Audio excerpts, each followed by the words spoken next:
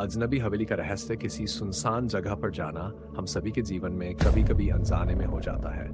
ये ऐसा ही एक अनुभव था जो मुझे मेरी जिंदगी भर याद रहेगा। यह कहानी उस साल की है जब मेरी नौकरी की शुरुआत हुई थी। मैं एक छोटे से गांव में नियुक्त हुआ था जो शहर से करीब 80 किलोमीटर दूर था। गांव का नाम खुराड़ी। यह गांव सुनसान था और वहां की आबादी बहुत कम थी, परंतु मेरे लिए यह जगह शांतिपूर्ण और आरामदायक थी। एक दिन गांव के कुछ बच्चों ने मुझे बताया कि गांव के पास एक पुरानी हवेली है जो कई सालों से वीरान पड़ी है। कहते हैं कि उस हवेली में अजीबोगरीब घटनाएं होती है। किसी ने कभी स्पष्ट रूप से नहीं देखा, पर हवेली के आसपास जाते ही अजीब आवाजें सुनाई देती थी। और जो वहां रात बिताने की कोशिश करता, उसे कुछ अनुभव ऐसा हो जाता कि वह हवेली की बात भी करना पसंद नहीं करता। बच्चों की बातें सुनकर मुझे बहुत ही रोमांच महसूस हुआ और मैंने सोचा कि क्यों ना इस रहस्य का पता लगाया जाए।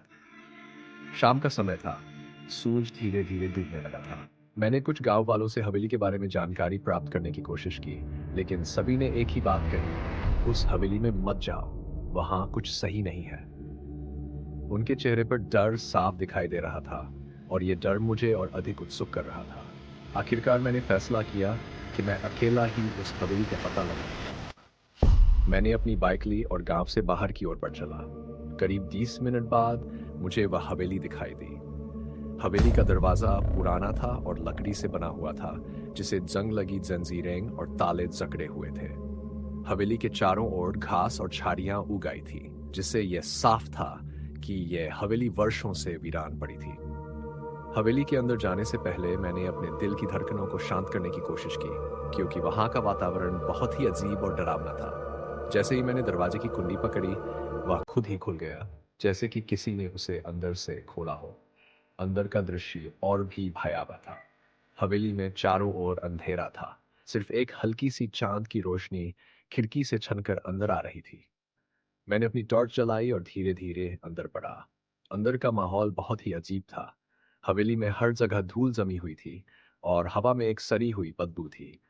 दीवारों पर जाले लगे हुए थे और फर्श पर पुराने फर्नीचर टूटे फूटे पड़े थे।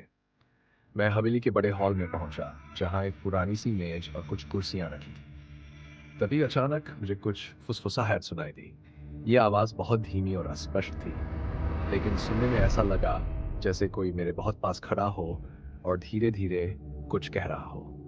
मैंने चारों ओर देखा, पर वहां कोई नहीं था। मेरे रोंगटे खड़े हो गए और मुझे एहसास हुआ कि शायद मैं यहाँ अकेला था।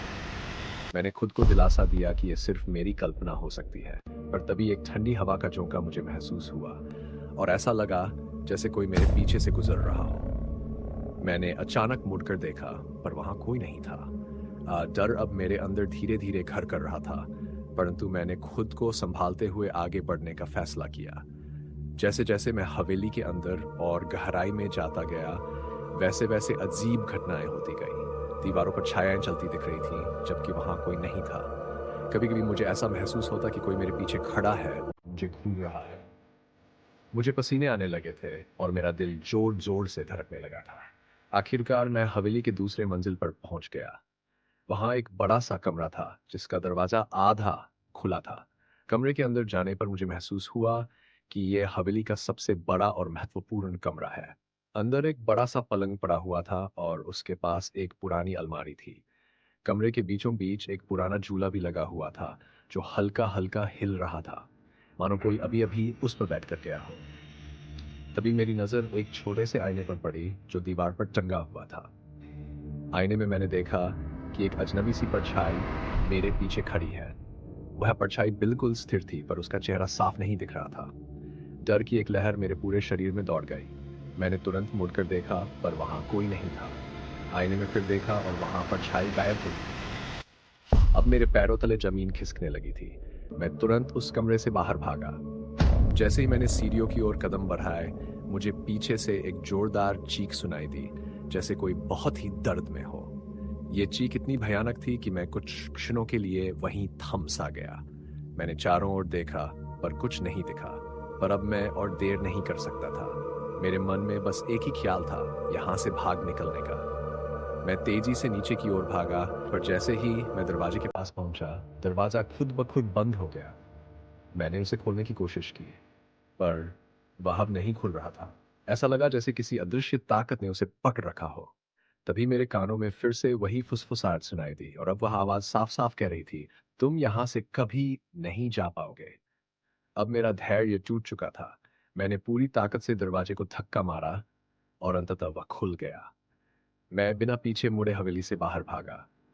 हवेली के बाहर पहुंचने के बाद भी मेरे कानों में वह फुसफुसाहट और चीखें गूंजती रही। मैं गांव वापस आया और किसी से कुछ नहीं कहा। उस रात मुझे नींद नहीं आई और बार-बार वही परछाई और आवाजें मेरे दिमाग में घूमती रहीं। आज भी जब मैं उस रात के बारे में सोचता हूँ तो मेरे रोंगटे खड़े हो जाते हैं। उस अजनबी हवेली में क्या था, ये मैं कभी नहीं जान पाया। पर एक बात तय है, उस रात के बाद मैंने उस जगह का रुख कभी नहीं किया और शायद ये सही भी था।